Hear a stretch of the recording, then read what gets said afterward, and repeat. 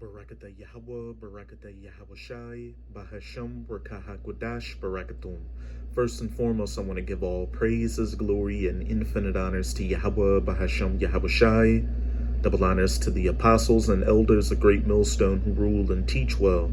And peace and salutations to you sincere Akim out there, pushing this word in truth and sincerity to the four corners of the globe. May you brothers endure until the end. This is the brother Ra'aya with another video, and I'm going to start it off in Amos chapter 9, verses 1 to 3.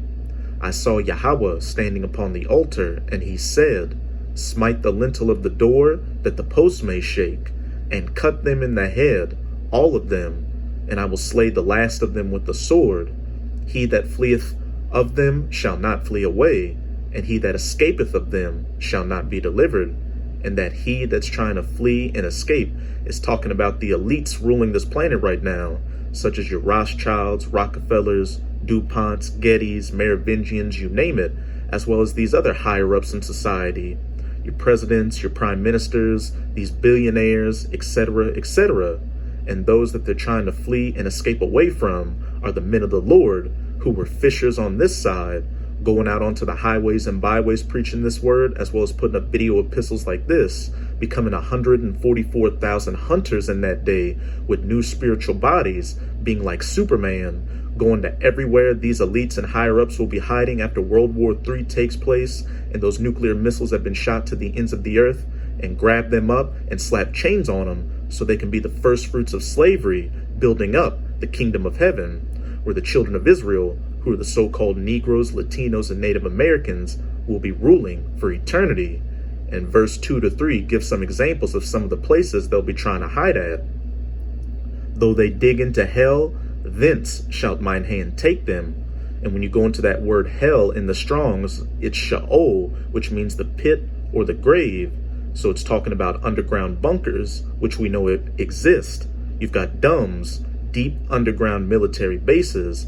That hell isn't talking about another dimension underground with fire and brimstone where a man in a red suit and a pitchfork is ruling. That's all nonsense and made up fairy tales.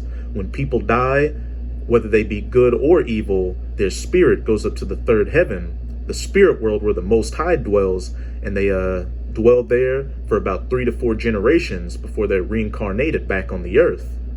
Though they climb up to heaven, thence will I bring them down. Low orbit space stations, which we also know exist.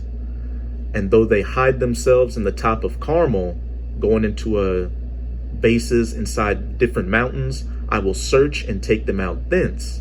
And though they be hid from my sight in the bottom of the sea, luxury submarines which we know exist, and undersea bases, thence will I command the serpent, and he shall bite them.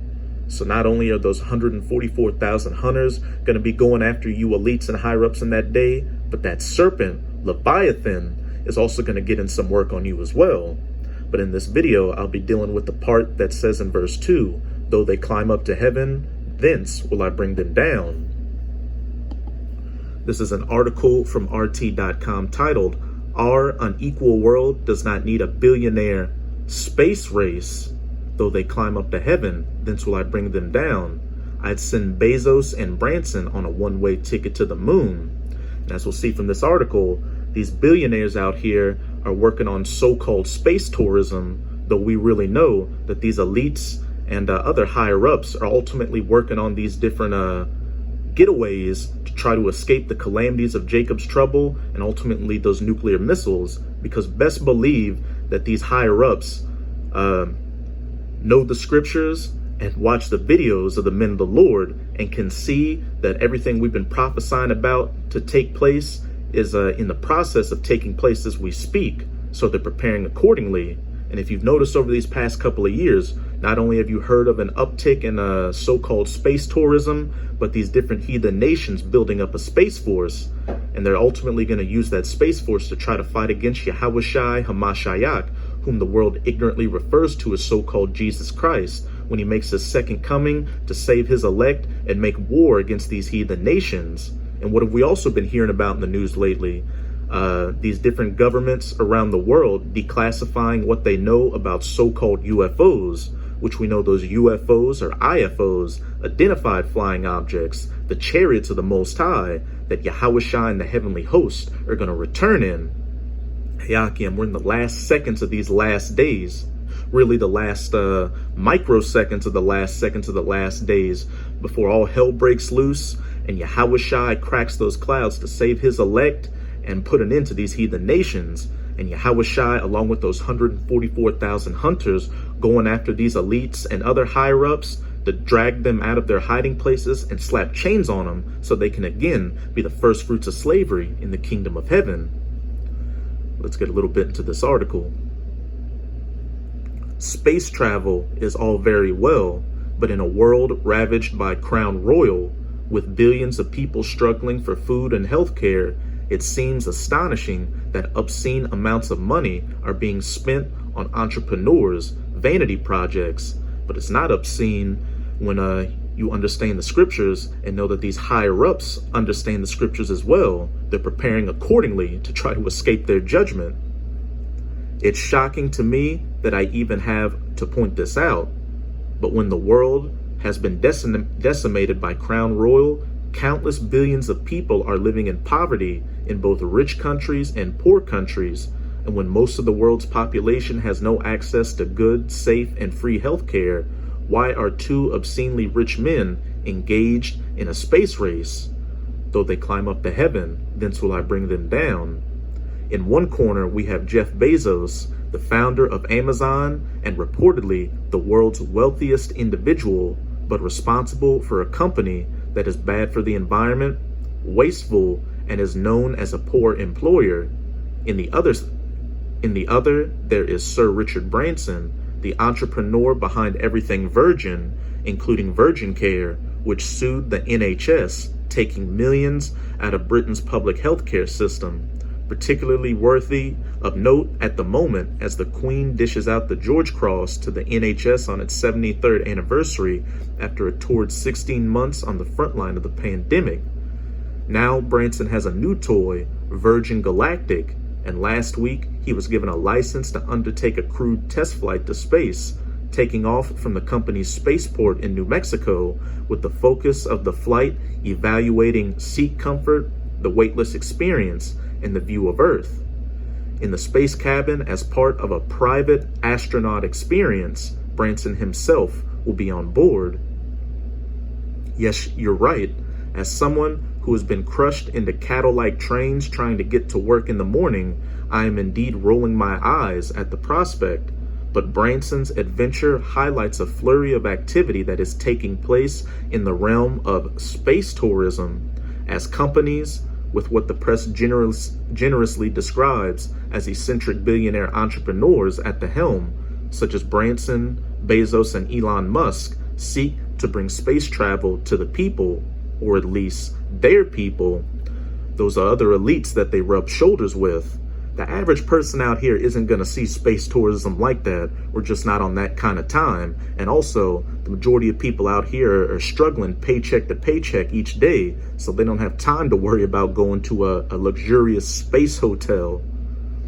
Branson has taken great delight in announcing that his new space venture is scheduled to take off on July 11th, beating rival Bezos into suborbital space by 9 days. His company currently has around 600 reservations for future trips at $250,000 or 175,000, I believe that's euros, a ticket. I say with this article, but again, back in Amos chapter 9, verse 2, though they dig into hell, then shall mine hand take them. Though they climb up to heaven, going into low orbit space stations and other space apparatuses, thence will I bring them down. Though you elites and other higher-ups will escape this coming nuclear destruction, the dust is when the dust settles, you're not going to come back to the surface and try to continue your NW0 agenda. No, those 144,000 hunters led by Yahawashi are going to come to your different hiding places, your underground bases, your deep mountain bases, your low orbit space stations, and your undersea bases, and drag you out like the filthy rats that you are to slap chains on you so you can serve as the first fruits of slavery in the kingdom of heaven. Now I'm going to close it out in Psalms 149. I'm going to start at verse 1. And the header of this chapter reads, Israel invoked to praise Yahweh. Praise ye Yahweh. Sing unto Yahweh a new song, and his praise in the congregation of the saints. Israel, beginning with the elect, the 144,000, and the rest of the righteous 1/3, who are singing that new song unto Yahweh Bahashem Yahweh Shai right now, having the understanding of these scriptures and going out onto the highways and byways to preach this word, as well as putting up video epistles like this, singing that new song to the rest of the elect, waking them up. Let Israel rejoice in him that made him. Let the children of Zion be joyful in their king. Let them praise his name in the dance. Let them sing praises unto him with the timbrel and harp. For Yahweh taketh pleasure in his people, and his people only, the children of Israel, not any of you other heathen nations who have no part in our salvation or our blessing, especially you Edomites, you so-called white people. He will beautify the meek with salvation. Again, beginning with the elect, the 144,000, and the rest of the righteous 1/3, being the first fruits in the kingdom of heaven, and then going down unto the 2/3 of the nation of Israel, who are wicked on this side, but who are going to be reborn righteous through the loins of the elect in the kingdom of heaven. Let the saints be joyful in glory. Let them sing aloud upon their beds. Let the high praises of the Most High be in their mouth, and a two-edged sword in their hand, to execute vengeance upon the heathen and punishments upon the people.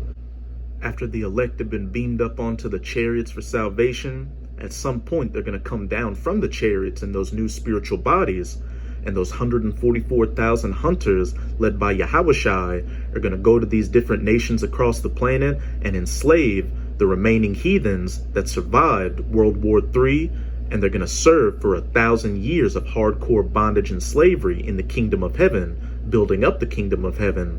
And the first fruits of those slaves are again going to be these elites and other higher ups, as it says in the very next verse, to bind their kings with chains. The Rothschilds, Rockefellers, DuPonts, Gettys, Merovingians, and their nobles with fetters of iron. These other higher ups, like your presidents, prime ministers, these billionaires like Jeff Bezos, Bill Gates, Richard Branson, etc., to execute upon them the judgment written. The heathen nations going into slavery and receiving double for what they did to the children of Israel on this side, especially you Edomites. This honor have all his saints. Praise ye Yahweh. And Abaratazah, you Akim out there, as well as myself, are of this number, so we can have that honor of being of that elect number, the first fruits in the kingdom of heaven, the first ones to get our hands on these heathen nations, beginning with their elites. So that's it with this video. And with this video, I hope you sincere Akim were edified. Just keep strong and keep pushing this word. We're almost out of this final wicked captivity of the heathen nations, chiefly of the Edomites. And as always, I'm going to say Abad Babal, Kwam Yasharala, and until next time, Shalom.